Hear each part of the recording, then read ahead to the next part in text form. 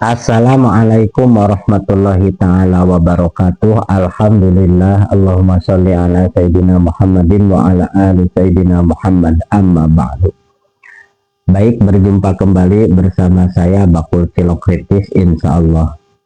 Seperti biasa, saya akan memberikan informasi-informasi yang mencerdaskan, yang memberikan wawasan luas, tidak terfokus kepada sesuatu yang membingungkan. Di sini akan fokus kepada sesuatu yang sangat mencerahkan sekali, yaitu pemaparan dari Refli Harun, ilmu tata hukum negara, dan di counter saya ambil dari channelnya Guru Tigarut. Mohon maaf ya. Nah, karena di sini banyak poin-poin ilmu yang dapat kita ambil, dan itu ucapannya itu sangat dalam sekali, kena ke hatinya. Terima kasih, saya doakan kepada para termo semoga cepat bertobat sebelum Allah Subhanahu wa Ta'ala menghancurkan kalian semua. Dan kepada orang-orang baik yang mau berjuang untuk menegakkan demokrasi di negeri tercinta ini, kita doakan semoga mereka mendapatkan perlindungan dan keberkahan-keberkahan yang tiada henti dari Allah Subhanahu wa Ta'ala. Amin ya Rabbal Alamin. Baik, seperti biasa, langsung saja kita ke channelnya. Ini dia, cekidot. Pemilik channel cadas dan cerdas, siapa? Bung Refli Harun. Mari kita simak. Sekarang ke Bung Refli, 3 jam lebih sudah nunggu. Silakan Bung Refli. Oh iya ya. Ya, terima kasih Mas Aiman ya, Pak Haji, karena beliau ini masih kurang dari 40 hari. Jadi kalau dia berdoa insya Allah mabrur. Makbul ya. Hajinya mabrur, doanya makbul. Amin, ya. Amin. Sebentar, ini mau saya mention dulu ya, karena saya sudah melihat ini beberapa segmen. Dan saya tidak melihat termul ada yang mendoakan terhadap Bung Aiman ya. Kecuali kalau saya tidak melihatnya begitu. Tolong tuliskan di kolom komentar, ada tidak termul yang mendoakan Mas Aiman nih. Kita lanjut dulu. Nah, karena itu saya ingin melakukan atau menyampaikan hal-hal yang ingin saya sampaikan sekarang. Dan saya tidak mendengarkan semua pihak dan tidak memotong sedikit pun serta tidak mengeluarkan perkataan sedikit pun. Jadi tolong jangan dipotong saya ya. Kalau dipotong saya berhenti ngomong aja gitu ya. Jadi begini, saya sekarang ingin acting sebagai jaksa ya. Baik. Dan kemudian saya menggugat sebelumnya terhadap ketidaktransparan proses ini. Itu yang menjadi persoalan kenapa kita berdebat P21 atau belum. Padahal di sini semua tidak ada yang bisa memastikan correctly 100% bahwa sudah P21. Tidak juga kita kemudian mengatakan tidak akan P21. Yang jelas belum ada fakta bahwa secara resmi itu ada P21. Kenapa begitu? Karena kita nggak paham back and forth dari kejaksaan itu seperti apa dengan penyidik Polda Metro Jaya. Karena kalau misalnya pengalaman kami ketika audiensi dan kejaksaan tinggi dan kejaksaan agung, ketika ditanya mereka sebenarnya menggunakan hukum acara yang mana sih? Mereka nggak bisa jawab kok. Walaupun ada pasal 361 huruf A KUHAP, itu mereka tidak bisa menjawab apakah mereka menggunakan KUHAP yang lama 881 ataukah menggunakan KUHAP yang baru 2025. Ada statement dari mereka yang mengatakan mereka mix up, ya gabung-gabung lah katanya, dengan pernyataan lisan begitu. Nah, nggak boleh karena itu menurut saya wajar kalau kita bingung, karena standarnya beda-beda. Ketika Pak Ugro bicara tentang restoratif justice, Pak Ugro bicara sebagian itu adalah KUHAP yang baru. Memang dalam KUHAP yang baru nggak bisa kalau misalnya ancaman hukumannya di atas 5 tahun, tahun ya. Itu restoratif justice. Jadi dalam konteks KUHAP yang baru benar Pak Ugro.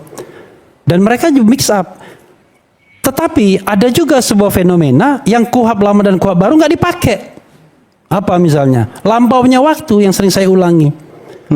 Kalau saya hitung ya, ini hitungan yang kasar. Kalau kita pakai KUHAP yang baru, itu 70 hari saja. Sejak Maksimal, pertama ya. kali dilimpahkan, kemudian back and forth-nya itu 70 hari. Diatur secara limitatif di dalam KUHP yang baru. Jadi dilimpahkan, diteliti oleh jaksa, 14 hari balik, kemudian diteliti lagi dilengkapi oleh penyidik, disampaikan lagi, kemudian diteliti lagi oleh jaksa 7 hari menentukan, 14 hari balik, kemudian disampaikan oleh penyidik, dan kemudian harus ada gelar perkara khusus untuk menentukan lanjut atau tidak. Tetapi itu pun jaksa masih diberikan kesempatan untuk melanjutkan atau tidak melanjutkan perkara ini. Jadi kalau Baik. berdasarkan itu, maka sesungguhnya ada kewenangan untuk tidak melanjutkan. Oke. Dan untuk tidak melanjutkan tuntutan itu ada juga kewenangannya. Betul. Kalau menurut KUHP yang lama malah lebih rigid lagi, cuma 28 hari saya hitungnya.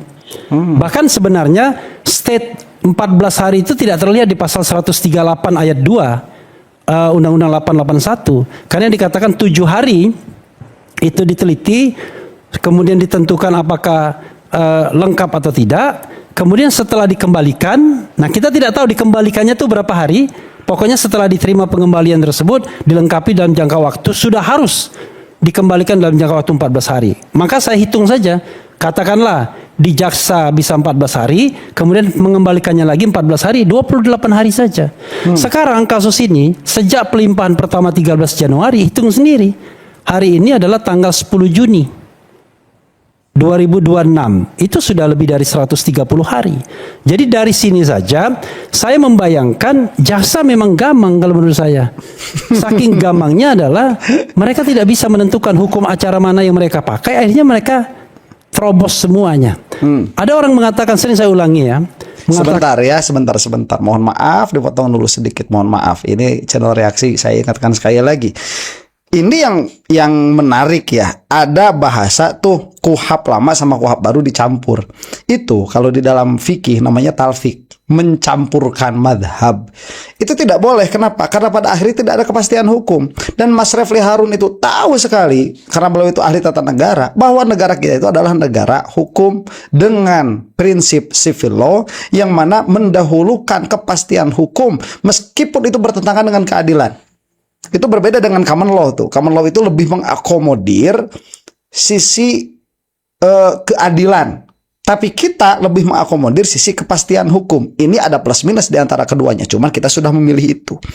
Nah, yang menarik, ini sudah terjadi pencampuran. Kenapa pencampuran itu tidak boleh? Coba lihat ya kalau di dalam fikih, kenapa mencampur mazhab itu tidak boleh kalau di dalam fikih? Karena kita bisa milih-milih mana yang enak. Misalkan di dalam berwudu nih, kita milih gak usah pakai niat, ikut Hanafi. Tapi di dalam mengusap kepala ikut Syafi'i sebagian. Pada akhirnya tidak ada madhab yang betul, tidak ada konsekuensi beribadahnya. Katakanlah demikian ya di dalam fikih. Saya ngenalin fikih sedikit ya.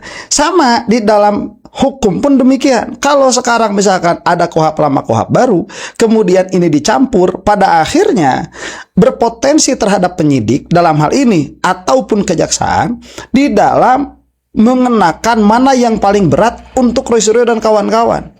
Misalkan di dalam permasalahan waktu, ya sudah diambil mana yang paling lama tuh. Dan kalau kata Mas Refli Harun, itu pun salah karena di dalam KUHP lama pun tidak ada selama itu, yaitu 100 hari lebih tadi. Ya semenjak bergulirnya surat menyurat antara kejaksaan dan kepolisian. Apalagi memakai KUHP lama, itu 28 hari maksimalnya. Setelah dihitung-hitung, cuman memang tidak definitif dalam pengertian itu hasil hitung-hitungannya Mas Refli Harun. Tapi kalau mau misalkan sekarang memakai KUHP lama, berarti tidak ada restoratif justice.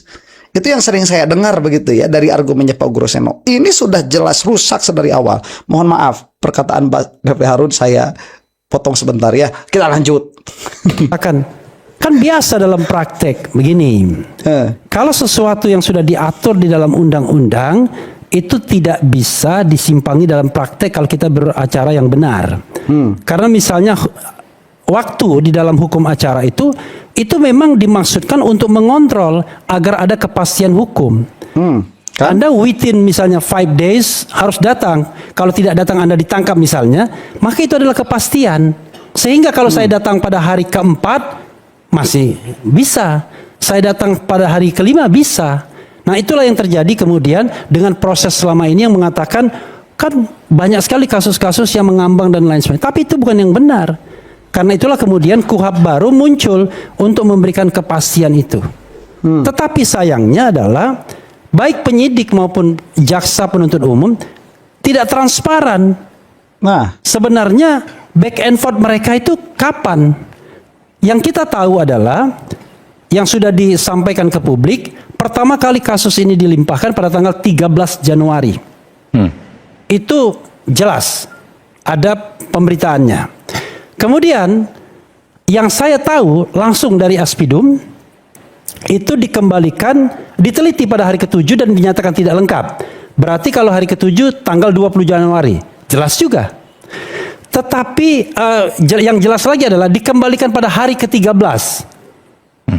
Jelas juga, berarti kalau hari ke-13 tanggal 26 Januari. Oke? Kalau menggunakan KUHP lama maupun KUHP baru, artinya setelah tanggal 26 Januari itu diberikan waktu 14 hari untuk melimpahkan kembali kepada jaksa penuntut umum. Yang terjadi tidak dilakukan. Ya. Mau pakai KUHP lama 14 hari, Malah RJ mau pakai tuh. KUHP baru 14 hari juga. Yang dilakukan pelimpahannya kapan? Menurut pengakuan dari Ditreskrimum 17 April. Ketika kami audiensi dengan Kejaksaan Tinggi, itu tanggal 21 April mereka mengatakan belum terima. Artinya sudah lewat 84 hari, 84 hari. Artinya mereka tidak menggunakan baik KUHP lama maupun KUHP baru. Konsekuensinya? Ini hukum acara, bro. Kalau secara formal cacat, maka secara material harusnya tidak bisa ditindaklanjuti lagi. nah, Itu konsekuensinya.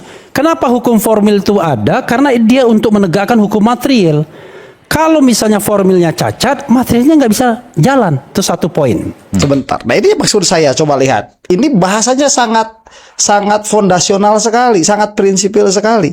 Beberapa kali tadi Mas Refil Harun mengatakan kepastian hukum, kan?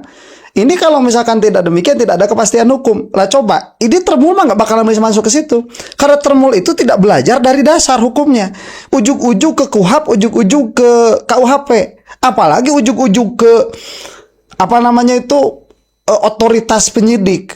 Ya rusak kalau begitu mata hukum kita ya. Tremul itu kan suka begini. Tadi saya sudah mendengar argumennya Firmanto tuh. Ternyata namanya Firmanto. Saya sebut Firman doang.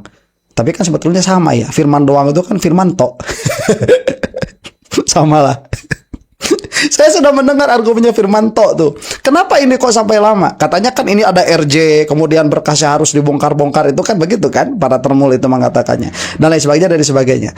Nah, mereka tidak pernah akan bisa memahami bahwa itu sudah violation terhadap hukum formil tadi ya, hukum acara itu sudah violation, itu sudah merupakan sebuah pelanggaran. Kenapa? Karena mereka tidak memahami bahwa di Indonesia itu asasnya itu kepastian hukum. Kita itu civil law, bukan common law.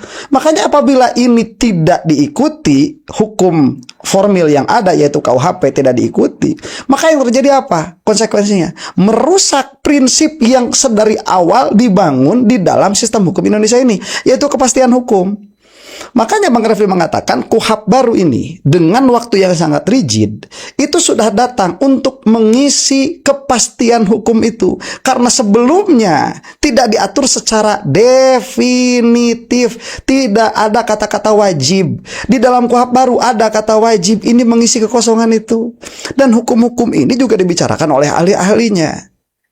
Ini yang harus difaham begitu ya. Seburuk apapun DPR kita pada akhirnya orang yang dikumpulkan di di fraksi-fraksi kalau tidak salah ya, di DPR itu atau komisi-komisi, di dalam komisi-komisi di DPR itu kan ada orang ahli-ahlinya yang mana kalau misalkan dia artis cuman diam aja nggak ngerti hukum itu, nggak bisa ngomong apa-apa, nggak dia nggak ngerti ya setuju-setuju aja. Cuman kan yang merumuskannya itu orang-orang ya ada ilmunya juga. Ya, ini gak bakalan bisa difaham sama Tremul. Tremul itu tidak memiliki pemahaman yang utuh karena yang difaham hanyalah membela Joko Widodo. Dan dalam hal ini yang menguntungkan Jokowi saat ini siapa? Kepolisian. Jadi kepolisian sudah